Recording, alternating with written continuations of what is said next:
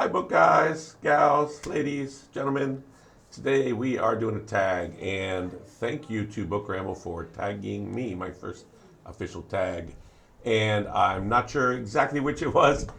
Technological learning curve for Dan here, but I did see the best shelf one opened up for everyone. So I thought I would take a twist on that one and do, since I've sort of done the best of with the Western canon tag, thought I would do the sort of desert island thought exercise because I actually did do this in real life once. So I didn't go to desert island, but I went to a desert, the Sahara Desert, with Peace Corps, and I was guessing that I wasn't going to be finding tons of books to read out there. So I used all my baggage space, my precious little baggage space that they gave us for books. In fact, I've done that everywhere I've traveled throughout my life until recently when I got too big to be able to buy clothes in the lands to which I travel, and now must waste my one little carry-on with clothes instead of books. I know you can read everything on the Kindle these days, but I just miss good old books. So I had this blue chest in my mud hut there in the village of Kiro, and it was full of books. And but what I didn't realize is Peace Corps are huge readers. Not only that, they all seem to choose this time to read the Big Baggy Monsters, I think was his name, who wrote the aspects of a novel. Escapes me. Anyway, called them Big Baggy Monsters. Those big books, right, that we all think we should read, but we're a little scared to. They brought a lot of those over to read. And so there was actually an amazing bookshelf at our little volunteer house that we kept for when we were traveling. We could all crash there. So I did benefit from other people's books as well.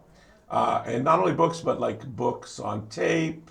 I remember there was a Robert Bly, don't remember the title of it, but the argument was very much against the sort of the measure of man is man Pope kind of idea. And it was all about the sort of exploding that. And so his poetry, and he would read the poets that he anthologized in his beautiful voice. I'd listen to almost every night, falling asleep under the stars on my mat. So that is definitely one I must mention. I also brought a star book with me. It was a gray cover. It was a pretty big book. And it did the stars in a very simple way. Instead of, drawing an intricate, Archer, Sagittarius thing, it would just sort of be a triangle with a line. Very simple shapes. Made it quite easy to find. Although I found that I actually, by the time I busted that book out, I had already sort of, since I spent every night with the stars, made up their shapes in my own mind. So like the backwards question mark, I remember, and then I looked in the book, that one's Leo.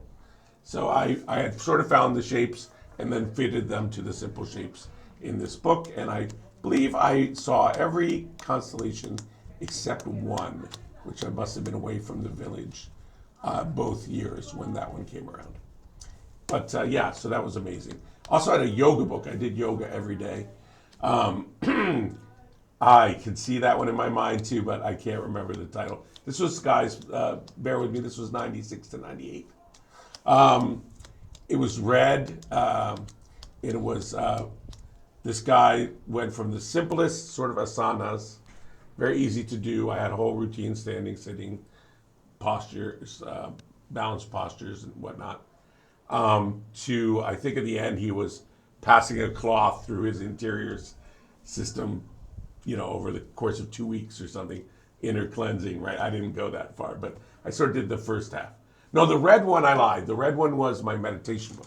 Also very simple. I got real good advice for packing from the other Peace Corps who had gone before.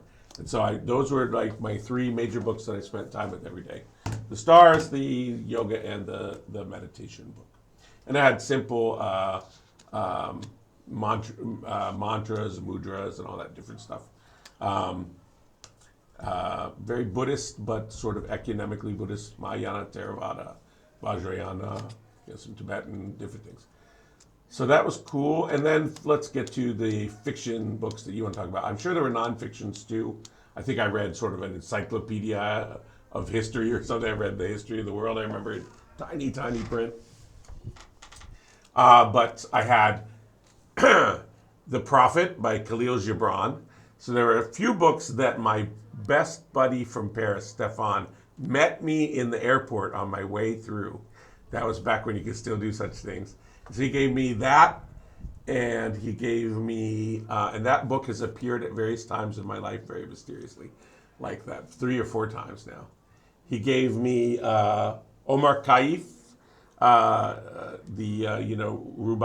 Rumaya, no, that's, sorry, the Quatrains, translated by Fitzgerald, gave me that, and something, he was a very worldly reader, he was. So those are amazing. I also had my big books. I had Brothers Karamazov. I'd already read Don Quixote, my all-time favorite. And then Brothers Karamazov became sort of my number 2 book still is. I also ended up, I think I had gotten somebody's books on tape, how many cassettes, for War and Peace.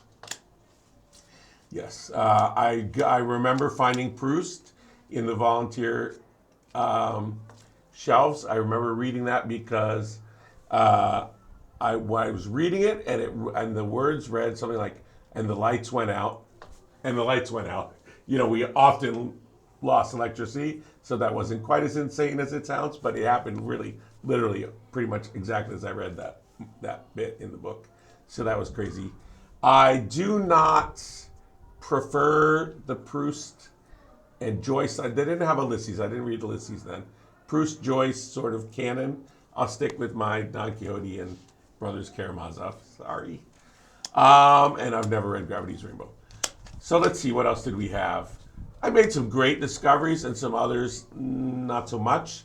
I've never understood people's love for Zen and the Art of Motorcycle Maintenance. For me, it's like a short story that's pretty good with, padded with a book's worth of sophomoric philosophizing. Sorry. Also didn't love Philip Roth. I read him for the first time there. Discovered Robbins there. Half Asleep in Frog Pajamas is set for a brief bit in Mali.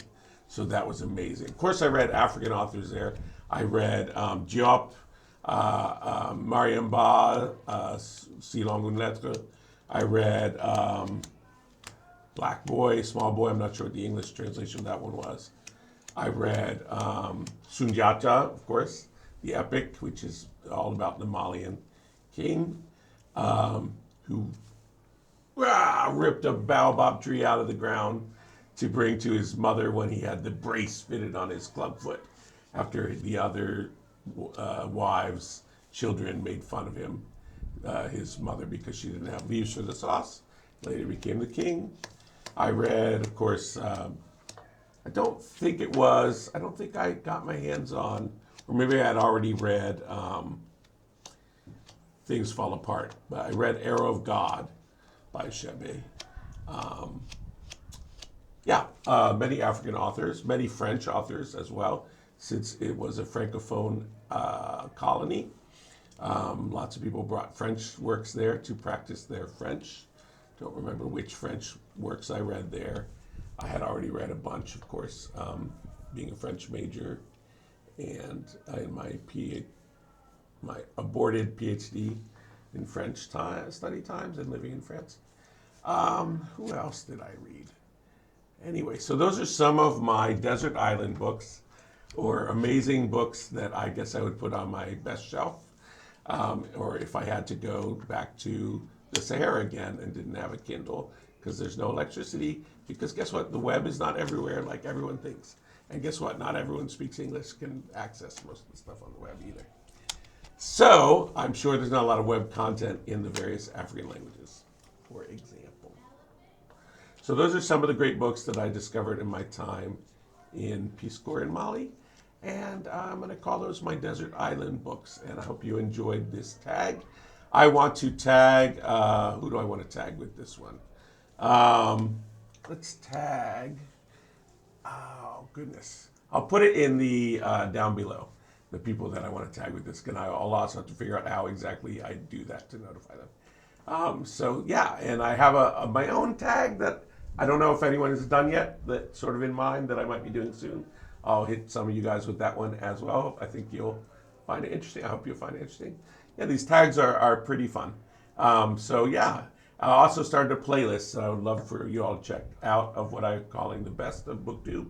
So some videos from my favorite booktubers doing the sorts of, real discussion of a single book or a single theme or something like that that I think is really cool literary stuff that I would love to see more of on BookTube.